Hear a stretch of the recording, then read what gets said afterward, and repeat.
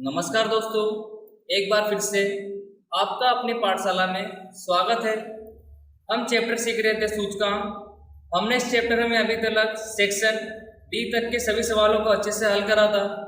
उम्मीद है आपने पिछले वीडियो सभी अच्छे से देखे होंगे और सवालों को अच्छे से सीखा भी होगा। आज के इस वीडियो में हम सेक्शन ई शुरू करेंगे।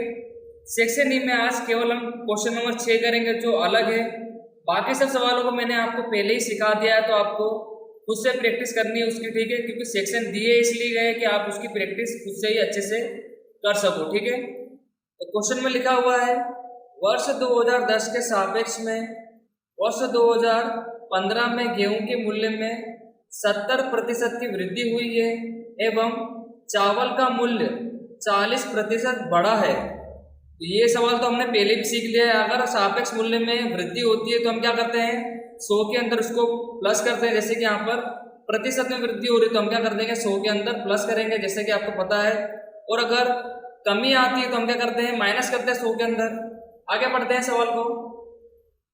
बाजरे के मूल्य में 25% की गिरावट हुई है जबकि तेल के मूल्य 40% बढ़े हैं। तो जैसे कि आप देख सकते हो, बाजरे के मूल्य में 25% की क्या है, गिरावट। गिरावट का मतलब क्या होता है, कमी। कमी आई है तो हमें क्या करना पड़ेगा, माइनस करना पड़ेगा 100 में से, ठीक है, जब हम आई निकालेंगे तब। आगे लिखा हुआ है, और घी के मूल्य में 5% की कमी आई है। ये भी क्या है, ये कमी, यानी 100 में से माइनस कर देंगे। इस शॉर्ट जो बढ़ रहा है उसको प्लस करेंगे और जो गिरावट या कमी हुई है उसको 100 में से माइनस कर देंगे, ठीक है। आगे लिखा हुआ है, यदि घी की अपेक्षा तेल का महत्व 3 गुना हो। तो जैसे कि आप देख सकते हो सवाल में लिखा गया है महत्व, तो महत्व को हम क्या बोलते हैं, W बोलते हैं। तो इस प्रकार से आपको पता चल गया होगा कि ये सवाल जो होगा वो IW के सूत्र से ही किया जाएगा, ठीक है।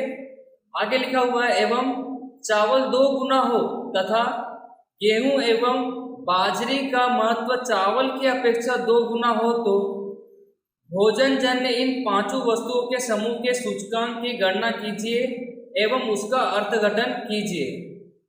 तो सवाल में हमें सापेक्ष मूल्य के बारे में जानकारी दी गई है और महत्व के बारे में जानकारी दी गई है। इससे हम ये पता कर सकते हैं कि सवाल को जो हमें सोल्व करना है वो IW के सूत्र से सोल्व करना रहेगा, ठीक है। तो चलिए शुरू करते हैं। सबसे पहले हम I के बारे में देखते हैं, I के बारे में क्या जानकारी दी गई है, ठीक है। तो क्वेश्चन सोल्व करने के लिए मैंने यहाँ पर फॉर्मेट तैयार कर दिया है। हमें 5 वस्तु दी गई है भोजन जन्य के लिए, जैसे कि गेहूं, चावल, बाजरी, तेल और घी। जैसे कि मैंने क्वेश्चन पढ़ा था तो यहाँ पर 5 वस्तु मैंने यहाँ पर लिख दी है, ठीक है। तो चलिए अब इनका हम मूल्य ज्ञात करते हैं।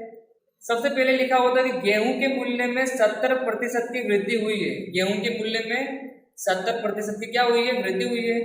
70% का मतलब हमको 100 के अंदर प्लस करना रहेगा, ठीक है, 70 को। तो हम 100 + 70 करेंगे तो यहाँ पे कितना हो जाएगा, 170 हो जाएगा, ठीक है। आगे बढ़ते हैं, एवं चावल का मूल्य 40% बढ़ा है। चावल का मूल्य बढ़ा है 40%। अब बढ़ा है तो उसको भी 100 के अंदर क्या कर देंगे, प्लस कर देंगे, तो यहाँ पर हो जाएगा 140। आगे बढ़ते हैं, बाजरी के मूल्य में 25% की क्या आई है, गिरावट आई है। गिरावट का मतलब हमें 100 में से माइनस करना पड़ेगा 25% को, ठीक है। माइनस करोगे तो यहाँ पर आएगा 75। क्या माइनस करा हमने, 100 में से 25 को माइनस करा, 75 आया हमारा मूल्य। आगे लिखा हुआ है, जबकि तेल के मूल्य 40% बढ़े हैं। बढ़ने का मतलब है 100 के अंदर प्लस करना पड़ेगा 40% को, तो यहाँ पे हो जाएगा 140। आगे, और घी के मूल्य में 5% की कमी आई है। तो घी के मूल्य में हमें 5% की कमी देखने मिल रही, इसका मतलब 5 माइनस कर देंगे तो यहाँ पे हो जाएगा 95। तो इस प्रकार हमने सवाल में आई निकाला। जैसा सवाल में लिखा था वैसे ही हमने करा। जैसे कि मैंने आपको बताया था, अगर मूल्य बढ़ते हैं तो 100 में प्लस करेंगे, यदि मूल्य में कमी या गिरावट आ रही है तो 100 में से माइनस कर देंगे, ठीक है। इसी तरह से हमने करा। बट यहाँ पर जो मेन टॉपिक है वो है महत्व का, ठीक है। अगर आपने महत्व गलत निकाला तो आपका IW गलत हो जाएगा, क्योंकि वहाँ पे महत्व निकाल के नहीं दिया गया है, वो कुछ बोल रहा है, उसी के ऊपर से हमें करना रहेगा, ठीक है। तो चलिए देखते हैं। तो थोड़ा ध्यान दीजिएगा, यहाँ लिखा हुआ यदि घी की अपेक्षा तेल का महत्व 3 गुना हो। घी की अपेक्षा तेल का महत्व 3 गुना हो। बट हमें आप देख सकते हो सवाल में घी का तो कोई महत्व ही नहीं दिया गया है। ठीक है, तो हम तेल का महत्व कैसे निकाल सकते हैं? केवल सवाल में ऐसा बोला है कि घी की अपेक्षा तेल का महत्व 3 गुना हो, तो घी का तो कुछ महत्व दिया होना चाहिए था ना। तो हम कैसे निकालेंगे तेल का महत्व? हम तो नहीं निकाल सकते।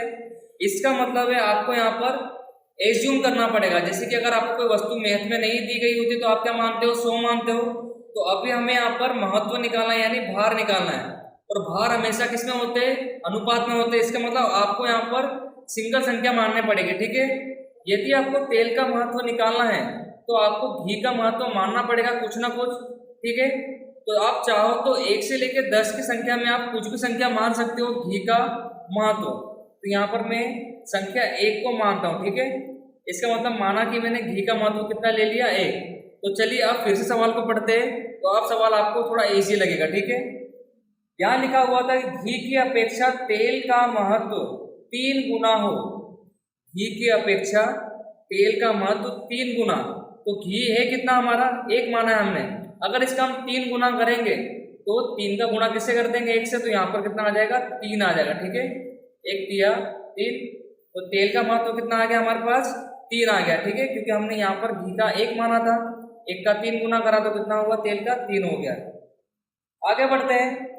एवं चावल 2 गुना हो। इसका मतलब घी की अपेक्षा तेल का महत्व 3 गुना एवं चावल 2 गुना हो, इसी की अपेक्षा निकालना है हमको। तो घी का हमने कितना माना? 1, और चावल उसका 2 गुना बोल रहा है, तो 1 का गुना किससे कर देंगे? 2 से। तो यहाँ पर आ जाएगा 2।